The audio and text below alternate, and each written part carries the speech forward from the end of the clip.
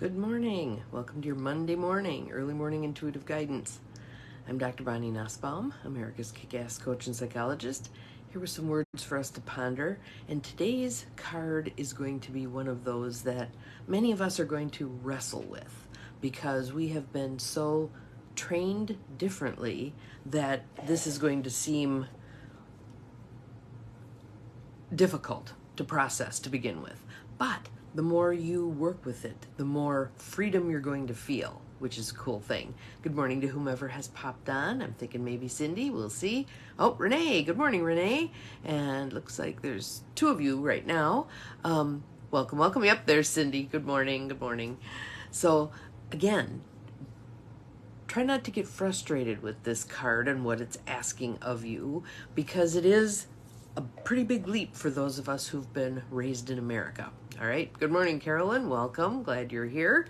So the card itself is a Tosha Silver card from the Wild Offering deck. And it's a 52 card deck on giving it all to God.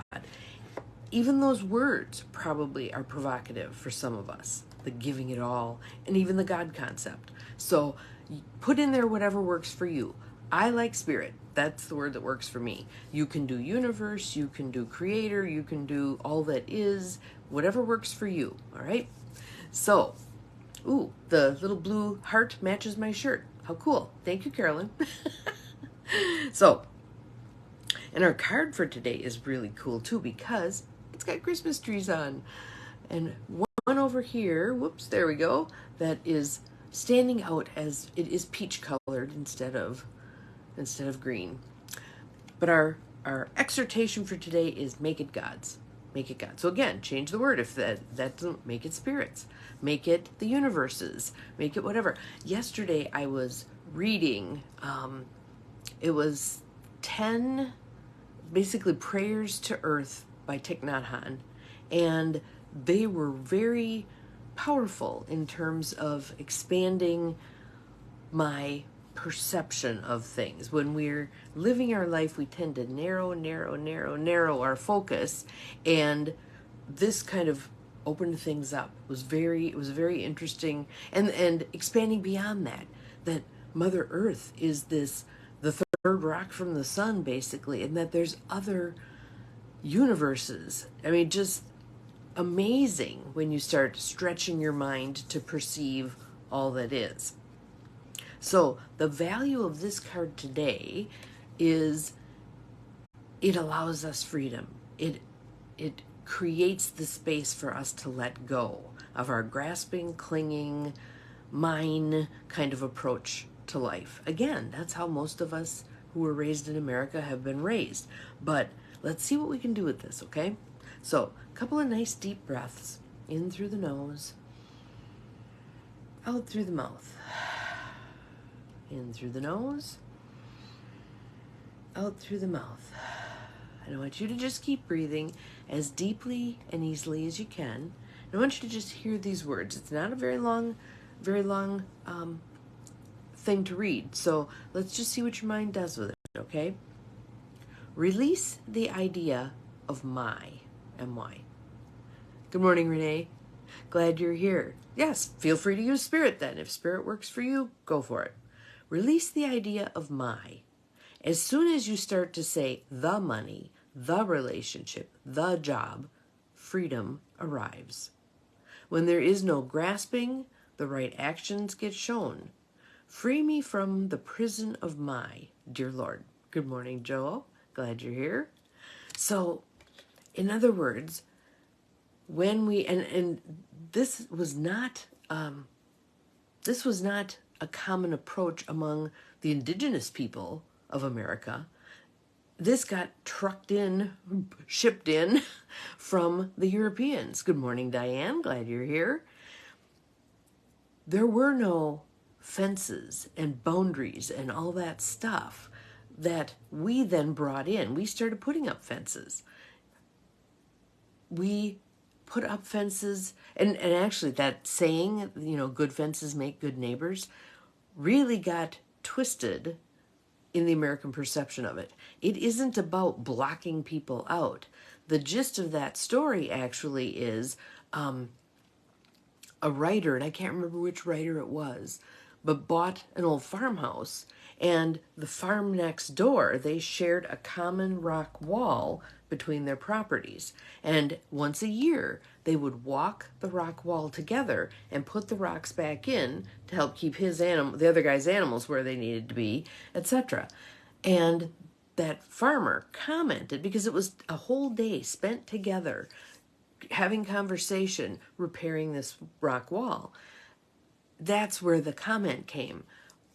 Walls make good neighbors, fences make good neighbors, because they spent a whole day together getting to know each other once a year. Isn't that interesting?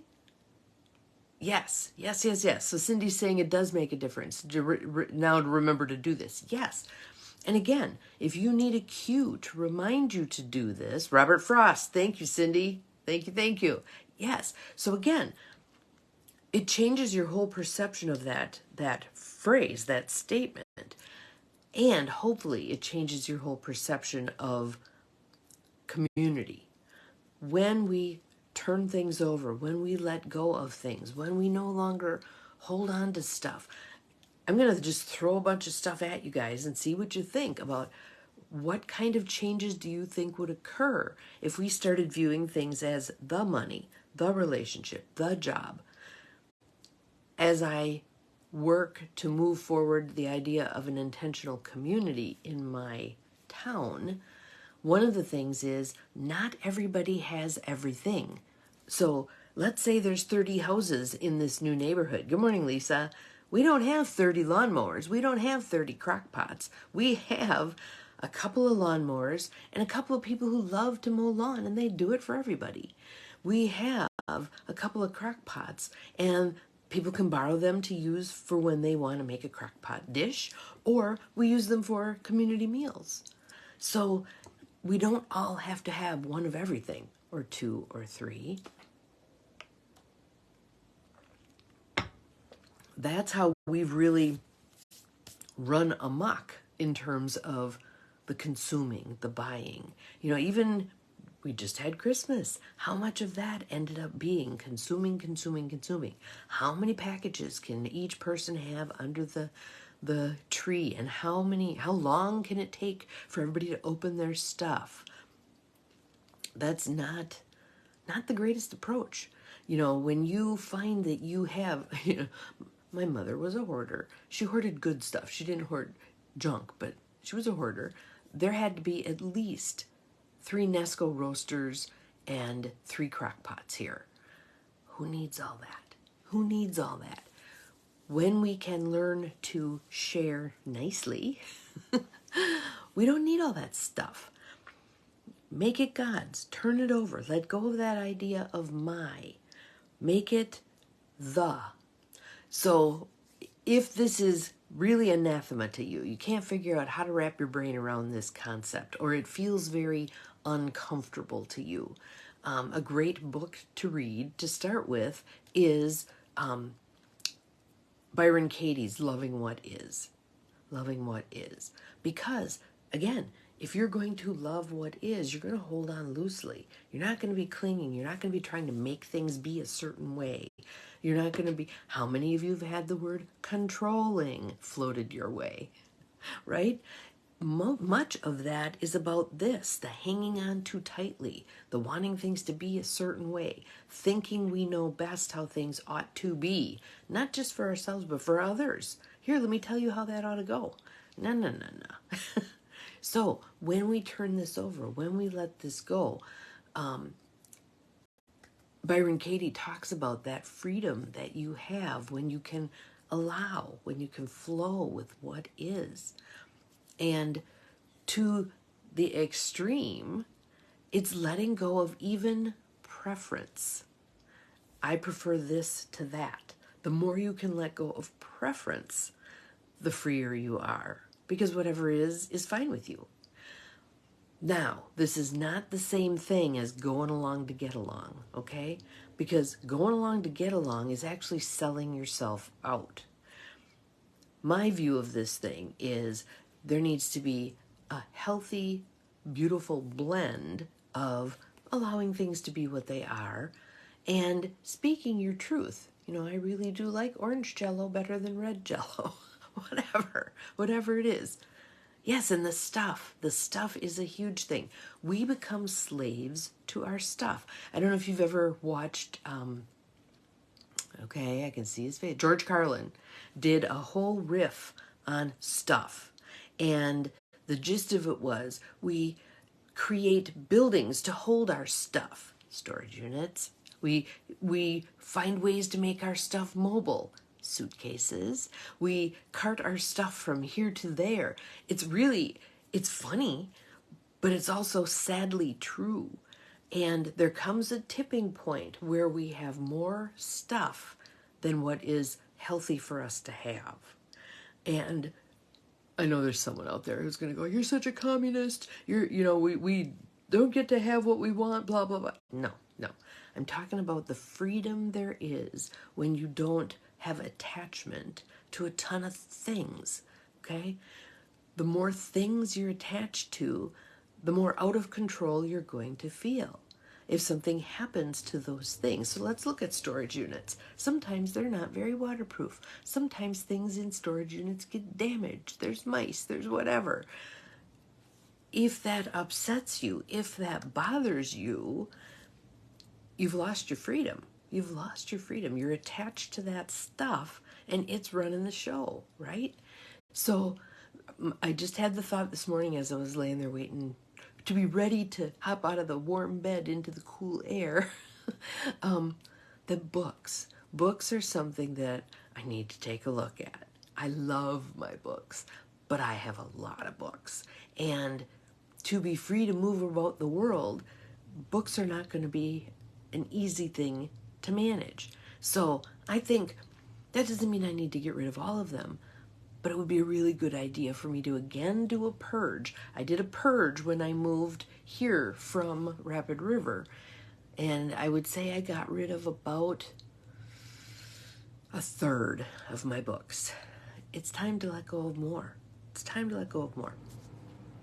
There will be those books that I always schlep around, but there's going to be a whole lot that I get rid of too. Same thing with clothes, same thing with shoes, same thing with all kinds of stuff. I was certainly raised such that I might need this someday. Yes, Cindy Books. But here's the thing. Let's just pick something. Let's say a certain tool. And let's say that certain tool is, you can find them easily at the Restore for a couple of bucks. Does it pay for me to cart that thing around for 20 years until I need it once? No. And also, here's where we open up those doors to the sharing thing. If I've got the shovel and you've got the rake, let's get together and we'll garden, okay? It is a different philosophy than what most of us have been trained in, but well worth making it happen. Yes, this is all good. It is time. Stuff needs to go. Bless it on its way. So as much as possible, when I did last year's Lightening Your Load class, and I'm hoping I can find somebody who can actually strip the audio out of the videos, and I'll package up the audios and make those available for purchase, because it really was such a good program. Because in the process of letting go of the physical stuff, people were also letting go of obligations that no longer served them, wounded relationships that no longer served them, resentments, physical clutter, extra weight, etc., etc., etc. So it was a great purge. And to do that repeatedly, to free ourselves so that we can move about the world much less burdened, would be a great thing. And one of the things that I often think about is my mom, before she passed, said to my sister, "Oh, I've left you a mess." And she had. She had. I mean, it's a lot of stuff. And she passed, is it 3 years now? And we're still clearing out stuff. We're not even anywhere near the end of clearing out stuff. So lighten your load. You're doing your children a favor. Lighten your load. You're doing yourself a favor. You're freeing yourself. Lighten your load. You're blessing all the people who then receive your things, who need them. It's such a good thing. And I was going to say, think about what can be done with those things that's going to keep them useful, keep them in circulation. Don't throw stuff out. We don't need any more crap in the landfill. I kind of set the goal for myself that as much stuff, when I moved from the motel to here, as much stuff as I could recycle, gift to others, take to St. Vinny's, repurpose, etc., etc., etc., the better. I prided myself on having very little that went into the garbage can. See what you can do with it. See what you can do with it. Canned goods that I had, that there were too many of them, food pantry. There was all kinds of things that, because you go and they say, well, it'll be this price if you buy one, but it'll be that price if you buy 5. So I buy 5. How long is it going to take me to eat 5? Lots of. Yes, lightening the load is so good. Pick a place. Pick a junk drawer. Do one junk drawer. Pick a dresser drawer. Do your underwear drawer. Pick your car. How many of you have cars that are rolling garbage cans? So just pick something. Just do a little something. My desktop could use a clearing. It really could. So I've already started. I kind of took many of my little 3x5 cards that I use as meditations and reminders of what it is I'm working on. So I left one up. I left up my little energetic beacon one that's reminding me that I'm drawing to me the people who want to do intentional community with me. You're all out there. I know you're out there. I'm drawing you to me. So, but cleaning up the rest of them so that I have a single focus for right now, and seeing how the space then looks on my desk. And I need to dust. Who'd have thunk it? That dust is hiding under all these little tchotchkes and things that are my daily reminders of how I want to live my life. So, let's do this. Let's make it God's. Let's turn stuff over. Okay, Spirit, where does this need to go? How do I bless this item on its way? I no longer want it or need it. It is not serving me. How do I bless it on its way? And it could be someone who commented in the past, I really like that, I'll make something up, mixing bowl you have. And you decided, okay, I've got 8 mixing bowls. I don't need 8 mixing bowls. I'm going to bless this mixing bowl on its way to this person who mentioned that he or she loved it in the past. How cool is that? All right? And it doesn't matter that Christmas is past. If you want to gift somebody something, gift somebody something. All year long, gift people stuff. It's cool.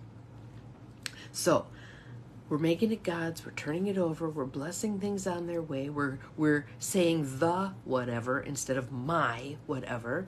Yes, giving to the Women's Help Center. Absolutely. Yes, yes, yes, yes. And know that your mind is more settled when it's in a clear, peaceful place. When it's not surrounded by tons of stuff. When I clear papers out, I always go, and because it's been so cold, I haven't been real willing. I've got a little box in my office that I put recyclable paper in, and then I take it out to the recycle bin. Well, it's been so darn cold, I haven't even wanted to go out there. But it's getting a little full, so that would be a good thing for me to do also. So, have an awesome Monday, all of you. Make it God's, turn it over, let things go. See how it feels, that freedom inside. It might feel a little weird and uncomfortable to begin with, but hang with it. It'll get more comfortable as you go. Remember, you're capable of far more than you think you are. Bye-bye.